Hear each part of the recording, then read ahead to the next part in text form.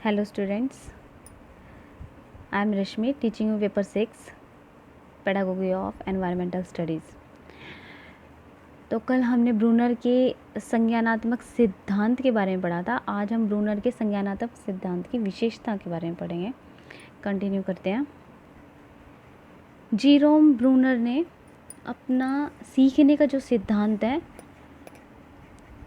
1960 में दिया था, 1960 में प्रतिपादित किया था, जिसे हम आधुनिक संज्ञानात्मक का सिद्धांत कहते हैं। आधुनिक संज्ञानात्मक सिद्धांत।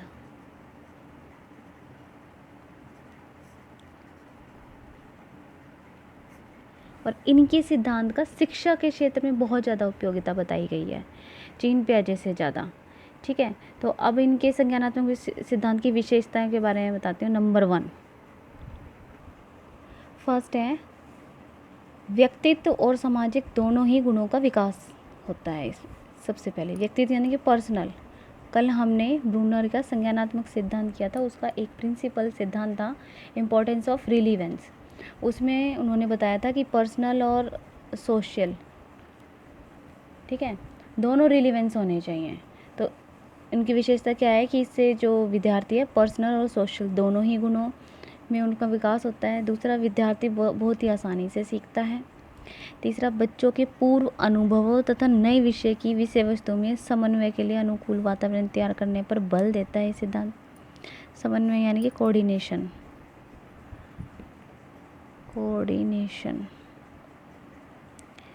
ठीक है, और विद्यार्थी लॉजिकल ढंग से और कठिनाई स्तर को ध्यान में रखकर सीखता है। ये थी ब्रूनर के संज्ञानात्मक सिद्धांत की विशेषताएं। अब हम करेंगे ब्रूनर के सिद्धांत के दोष। ब्रूनर के संज्ञानात्मक सिद्धांत के दोष। नंबर 1 अन्वेषणात्मक अधिगम।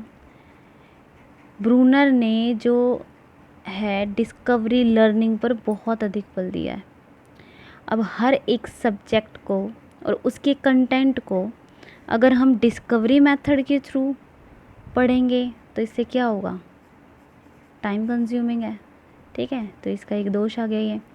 दूसरा, अंतर्दर्शी चिंतन यानी कि इंट्यूटिव थिंकिंग, इस पर भी ब्रूनर ने बहुत ज़्यादा बल दिया है। इसमें विद्यार्थियों को अपने ही मन से सोचना होता है, चिंतन करना होता है। ठीक है, लेकिन अगर हर एक विद्यार्थी कंसेप्ट को अपने मन से सोचेगा या अपने मन से जानने की कोशिश करेगा तो उनके हर कंसेप्ट के अंदर क्या आएंगे, डिफरेंसेस आएंगे, डाइवर्सिटीज़ आएंगी। अगर सबके मन में अलग अलग कंसेप्ट्स आए तो इसके अंदर क्या होगा, कन्फ्लिक्ट हो जाएगा, प्रॉब्लम्स की स्थिति उत्पन्न हो जाएगी। ठीक है, तो ये भी एक दोष है।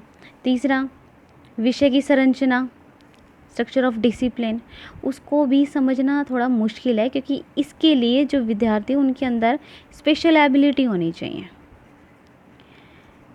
ठीक है, या मोटिवेशन होना चाहिए, उनके अंदर मोटिवेट हो कि हमें कुछ अलग सा समझना है, हर कंसेप्ट समझना है, फैक्ट समझना है, उनके प्रोसीजर समझने हैं।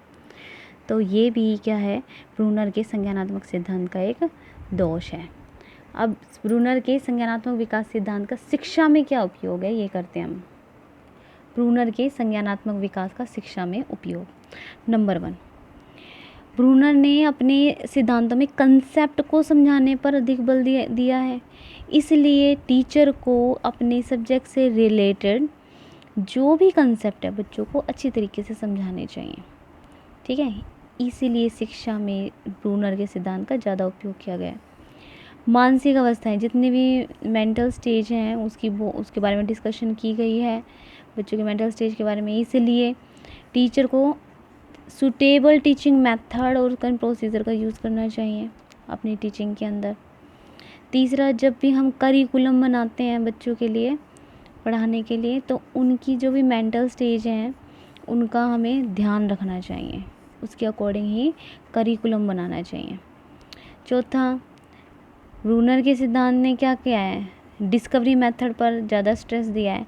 तो इसलिए टीचर को सारा ना सही कुछ अपना जो कंटेंट है उसमें डिस्कवरी मेथड का यूज़ करना चाहिए। इससे बच्चों में क्या होगा, इससे बच्चों में जो विकास है, डेवलपमेंट है, किसकी, समस्या समाधान की, प्रॉब्लम सॉल्विंग मेथड की एबिलिटीज़ का की डेवलपमेंट होगी।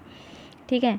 5th पॉइंट, जितने भी बच्चों की मेंटल स्टेज है उसके अनुसार टीचर को अपना जो भी काम है प्लानिंग के साथ, एग्जीक्यूशन के साथ और उसका इवैल्यूएशन करना चाहिए, ताकि वो डिज़ायरेबल चेंजेस लाकर बच्चों का इंटेलेक्चुअल डेवलपमेंट कर सकें।